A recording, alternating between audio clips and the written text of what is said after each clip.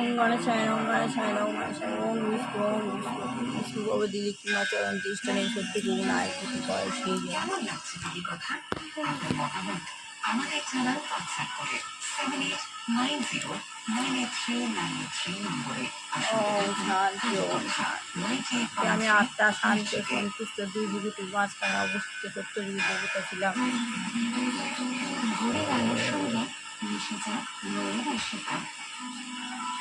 এটা দিয়ে বানে এসছে দাপ করে নিচে নেমে এসছে করিতে ডিসচার্জ হয়ে যাচ্ছে সঙ্গে মূলে শ্রেষ্ঠ কর্মকর্মা যে ম্যান হয়েছে স্নেক হয়ে বাদ হয়ে মাংস উপরে উঠছে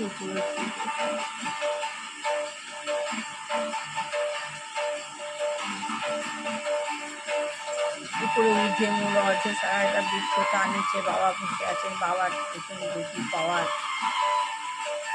আমি বাবাকে সম্মুখে গিয়ে বসে বাবার ধূমকেতুগুলোর মতো থেকে আমি আবার ধূমকেতুগুলোর মধ্যে পাওয়ার ভ্রমণ দিচ্ছি।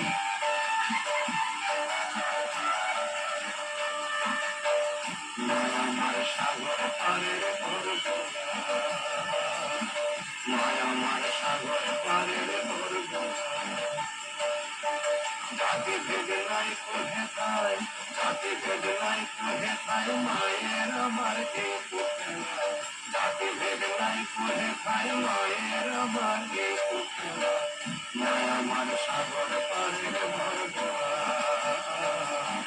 মায়া আমার সাগর পারের ভর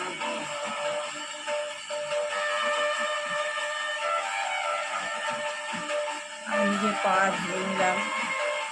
আমার ছেলেকে পাওয়ার দিচ্ছি।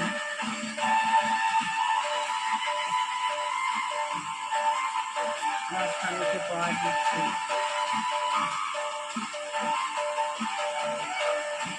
বৌমাকে পাওয়ার দিচ্ছি।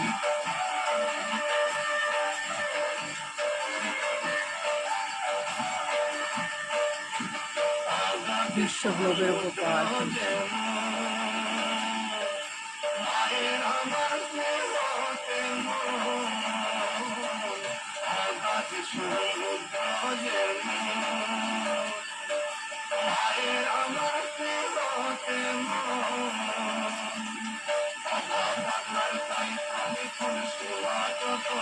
এবার পাওয়ার ধরে না এখানে আস্তে আস্তে নিচে নেমে আসছে।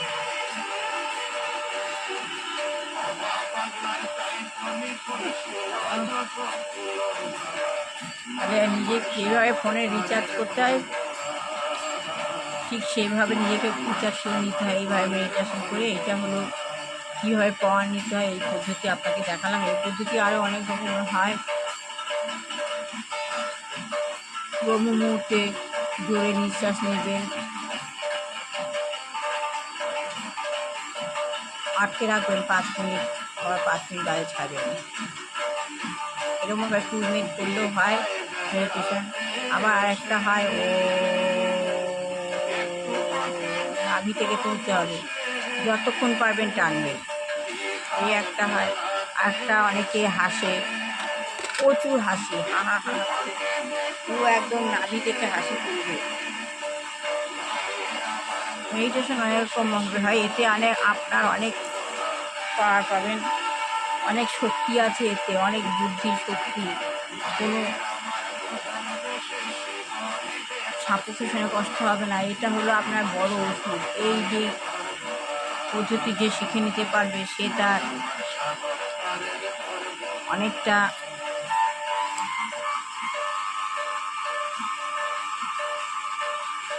নিজেকে শক্তিমান করতে পারবে, স্টেবল করতে পারবে। সেইগুলি যে গুরুত্বপূর্ণ কোনো ছিল। আজ অম্বুবাচী রাখবে রাত্রি সন্ধ্যে 7টায়, ছাড়বে রাত 10টায়।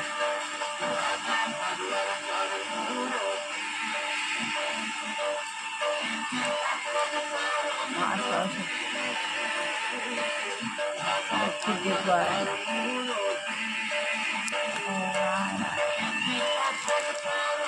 গীতা গীতা গীতা সাই বাবা।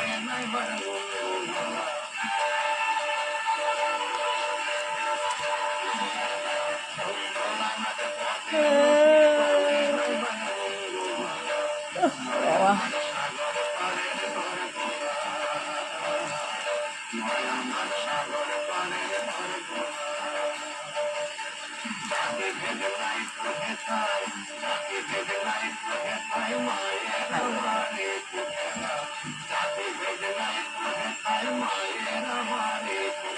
এইটা হলো আমার ঠাকুর,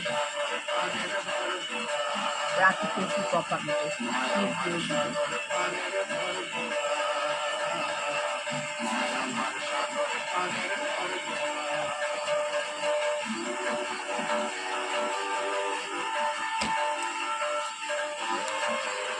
আত্মজ্ঞান লাভের পন্থা শ্রী প্রভুপাদ।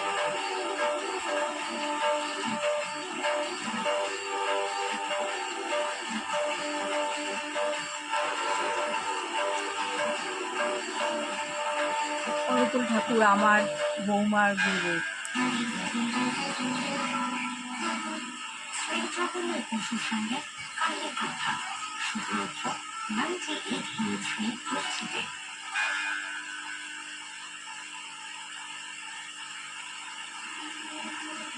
বাবাজি বলছেন আমাদের প্রত্যেকের মধ্যে একটি করে মনেরাম ভূত রয়েছে। সেটা কি বলতো?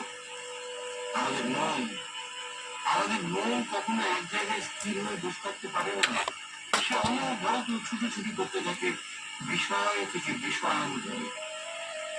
আমরা না কিছুতেই এই মনকে নিয়ন্ত্রণ করতে পারি না। নিয়ন্ত্রিত করার ক্ষমতা আমরা হারিয়ে ফেলেছি। কিভাবে যে মনকে বসে রাখা যায় তা আমরা বুঝে উঠতে পারি না। মনকে নিয়ে এই সংকট আমাদের জীবনে যখন তীব্র হয়ে ওঠে তখন সদ্গুরুর দর্শন মেলে তিনি এই সংকট থেকে আমাদের নিরসনের উপায় বলে দেন। সে উপায় হলো মনকে বাঁশের উপর উঠানো বা কর্মের অভ্যাসে নিযুক্ত রাখা। একটা শ্বাস প্রশ্বাসের দিকে মনের দৃষ্টি ফেরানো। শ্বাস প্রশ্বাসের দিকে মন যদি লক্ষ্য স্থির রাখতে পারে তাহলে মন স্থির হয়ে আসে, অনর্থক ছুটি ছুটি তার বন্ধ হয়। তাই মহাজনের উপদেশ হল মনকে কখনো খালি রেখো, তাহলে সে তোমার উপর উৎপাত করবে। মনকে যদি নিয়ত শ্বাস প্রশ্বাসের দিকে নজর রাখবার অভ্যাস করানো যায় তাহলে ব্যবহার জগৎ ও পরমার্থ দুদিক দিয়ে মন সাজিত হয়। এই শ্বাস প্রশ্বাসে নাম করা সাধন পথে একটি পরম সহায় বলে গণ্য। যোগ সাধনায় যে প্রাণায়ামের কথা বলা হয়েছে তার উদ্দেশ্য শ্বাস প্রশ্বাসকে নিয়মিত করা, যাতে আমাদের অস্থির মন স্থির হয়। বারানন্দ ব্রহ্মচারীদের আশীর্বাদে হাত আপনার মাথায় করে ভালো থাকুন, আনন্দ থাকুন। তাই যেন হয়, তাই যেন হয়, তাই যেন তাই না। আমার ছেলে বৌমাকে তাই দেখছি কালী কথা সঙ্গে জন্ম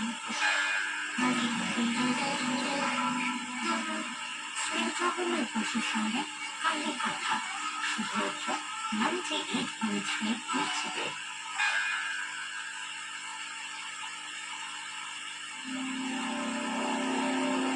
আমি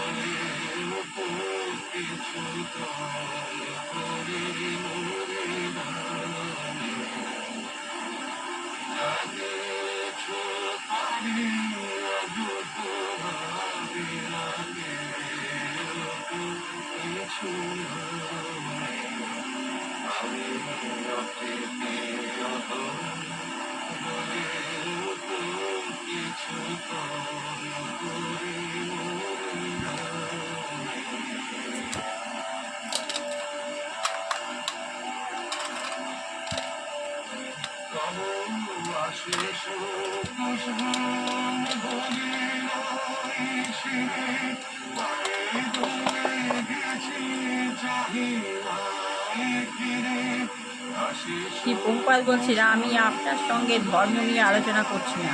আমাদের এই আলোচনা সম্পূর্ণ বিজ্ঞান ভিত্তিক এবং দর্শন প্রসূত। এটি একটি ধর্ম এক একটি পথে যেতে পারে। এটি একটি একটি ধর্ম। এক একটি ধর্ম এক একটি পথে যেতে পারে, কিন্তু তা আমাদের বক্তব্যের বিষয়বস্তু নয়। আমাদের বক্তব্য হচ্ছে, যদি দেহের মালিক আত্মা, আমাদের দেহের মালিক আত্মা, দেহের পরিবর্তন হওয়া সত্ত্বেও অপরিবর্তনীয় থাকে। আমাদের দেহের মালিক হচ্ছে আত্মা, আর আমাদের দেহের পরিবর্তন হওয়া সত্ত্বেও যদি ওই আত্মা অপরিবর্তনীয় থাকে, পরিবর্তন না হয়, তবে এটা বুঝতে হবে, বুঝতে কোনো অসুবিধা হয় না যে সে আরেকটি দেহ ধারণ করে। তাহলে সেটা জানতে হবে আমাদের যে সে আরেকটি দেহ ধারণ করেছে। প্রফেসর কনফুসিয়াস বলছে, অন্য বিশ্বাসটা হচ্ছে যে দেহ এবং দেহের মালিকের মধ্যে কোনো ভেদ নেই, তারা এক। তাই প্রফেসর কনফুসিয়াস কী বলছে, আমাদের যে দেহ আর আমাদের দেহের মালিক আত্মা, এর কোনো ভেদ নেই, এর কোনো আলাদা নেই, তারা এক। শ্রী প্রভুপাদ বলছেন দৃঢ়ভাবে না, শ্রী প্রভুপাদ বলছেন দৃঢ়ভাবে বলছেন না। প্রফেসর কনফুসিয়াস কি যখন দেহের বলছেন, যখন দেহের মৃত্যু হয় তখন দেহের মালিকেরও মৃত্যু হয়, যখন দেহ মৃত্যু তখন মালিকেরও মৃত্যু হয়। শ্রী প্রভুপাদ বলছেন না না, এই মতবাদ হচ্ছে চোখ বন্ধ করে রেখে আলোকের অস্তিত্বকে অস্বীকার করা মতবাদ। শ্রী প্রভুপাদ বলছে না না, এই যে মতবাদ যে আমাদের দেহের মৃত্যু হলে আমাদের আত্মারও মৃত্যু হবে,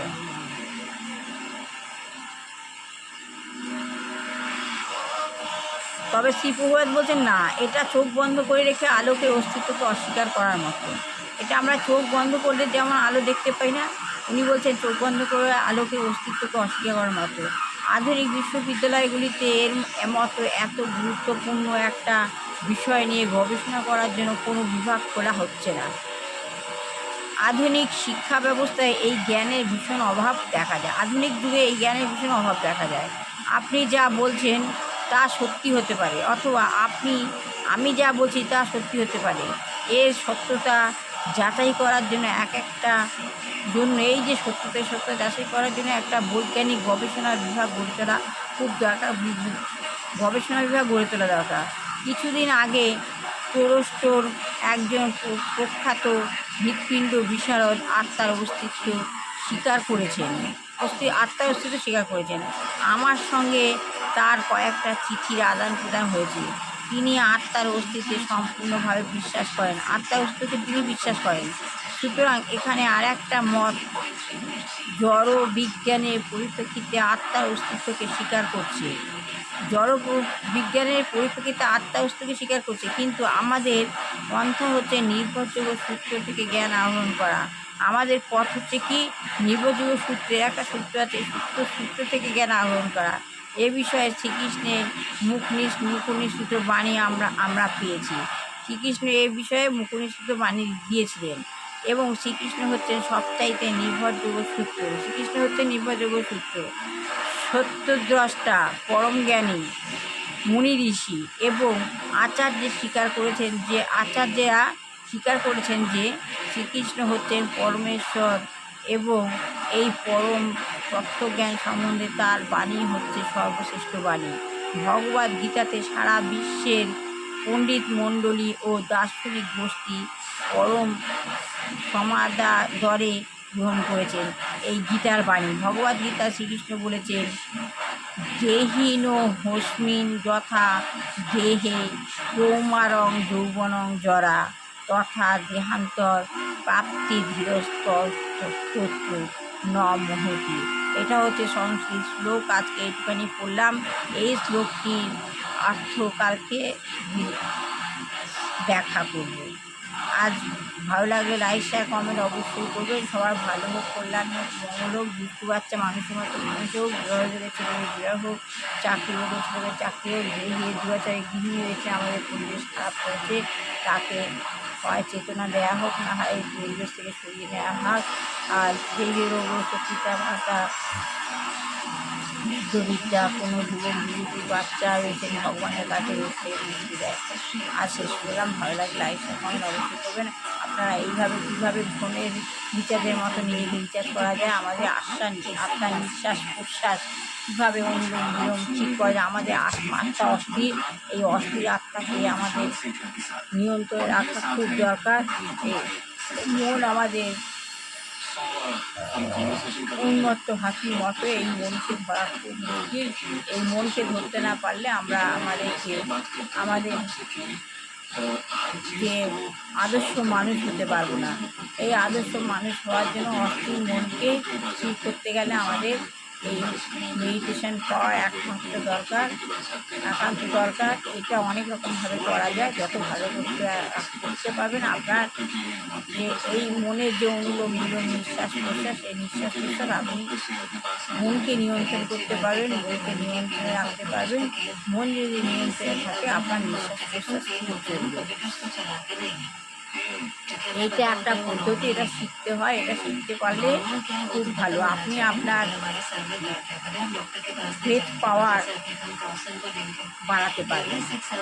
যে যত ব্রেথ পাওয়ার বাড়াতে পারবে তত সে তার শরীরকে ঠিক রাখতে পারবে, ঠিক শরীরকে নিয়ন্ত্রণে রাখতে পারবে, শরীরকে রোগমুক্ত রাখতে পারবে। এই সব নিয়ন্ত্রণ, মেডিটেশান, নানা রকম মন্ত্র, এসবে অনেক পাওয়ার আছে। এগুলো শেখাবার জন্যই আমার ভিডিও করা। ভালো লাগলে লাইকটা কমেন্ট করবেন। আজকে আমাদের কী লাগবে সন্ধ্যে 7টায়, আজকে হলো 22 তারিখ, 26 তারিখ অবধি চলবে। 22 তারিখ সন্ধ্যে 7টায় লাগবে, 26 তারিখ রাত 10টার পর ছাড়বে। অনেকে ভাবছে 10টায় লাগবে, আজকে না, 10টায় লাগবে না, আজকে অবশ্যই লাগবে সন্ধ্যে 7টায়। আজকে 22 তারিখ, আর 26 তারিখ রাত 10টার পর অমরবতী ছাড়বে। এই বলে ভালো লাগলে লাইক শেয়ার কমেন্ট অবশ্যই করবেন। এইগুলো শেষ করলাম। লাইক শেয়ার কমেন্ট অবশ্যই করবেন। মেডিটেশন পাওয়ার এভাবে শিখুন, আপনাদের আত্মার নিঃশ্বাস প্রশ্বাসের পাওয়ারটা বাড়ান, এতে অনেক রোগমুক্ত থাকবে শরীর।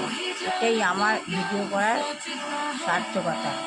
যদি কেউ শিখতে পারেন ভালো। সবার যে যার শরীরকে স্টেবল রাখতে পারবে। এইগুলো শেষ করলাম। ভালো লাগলে লাইক শেয়ার কমেন্ট অবশ্যই করবেন।